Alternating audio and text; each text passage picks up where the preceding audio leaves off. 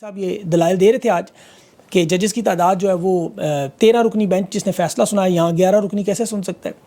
تو جسٹس امین الدین خان نے کہا 26ویں آئینی ترمیم ہو گئی ہے، اب ہم چاہے 8 ہوں 9 ہوں ہم نظر ثانی کر سکتے ہیں. اور اس میں منظور علی شاہ کو کہہ رہے ہیں ہم نے شامل کرنے کی بات کی تو وہ خود علیحدہ ہوئے ہیں. حامد خان کی بھی اس میں 3 درخواستیں ہیں. متاثرہ خواتین جو ہیں مخصوص نشستوں کی جن کا سب سے زیادہ نقصان ہے، انہیں نشستیں نہیں مل رہی، ان کے وکیل مخدوم علی خان ہیں، ان کی بھی اس میں ایک درخواست شامل ہے. اچھا، اس میں جو 11 رکنی بینچ ٹوٹے گا یا نہیں، 26ویں ترمیم میں جیسے انہوں نے آپ کو بتایا اپنی طرف سے تو سیمنٹڈ کام کیا ہوا ہے. امین الدین خان نے یہی بات کی نا کہ ہم سپریم کورٹ میں جج اتنے زیادہ اسی لیے لائے کہ مخصوص نشستوں کا فیصلہ تحریک انصاف کے خلاف کرے. اور یہ یاد رکھیں پاکستان کی تاریخ میں پہلی دفعہ نہیں ہوا. ہر فوجی آئمر نے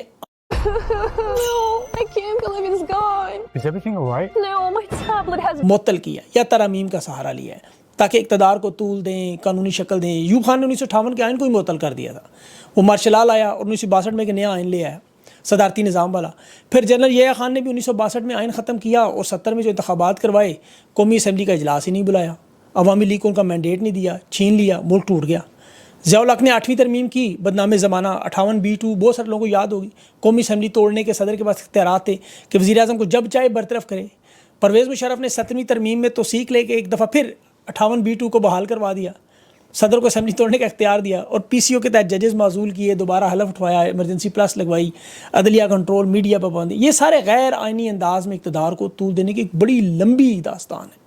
یہ جو آپ کو نظر آ رہا ہے نا سپریم کورٹ میں، ہائی کورٹس میں، سیشن میں، ڈسٹرکٹ میں، یہ سب مینج 26ویں ترمیم کی. اسی لیے اس وقت ہم لوگ شور مچاتے، عدالتیں پیک ہو جائیں گی، حکومتی نمائندے بن جائیں گے جج. عدالتوں کا جو کھلواڑ آپ کو روزانہ نظر آتا ہے، یہ دیکھیں 26ویں ترمیم نہ ہوتی تو یہ یحییٰ آفریدی جسٹس نہ ہوتا، یہ امین الدین نہ ہوتا. تینوں سروسز کی مدت ملازمت جو شامل کی گئی.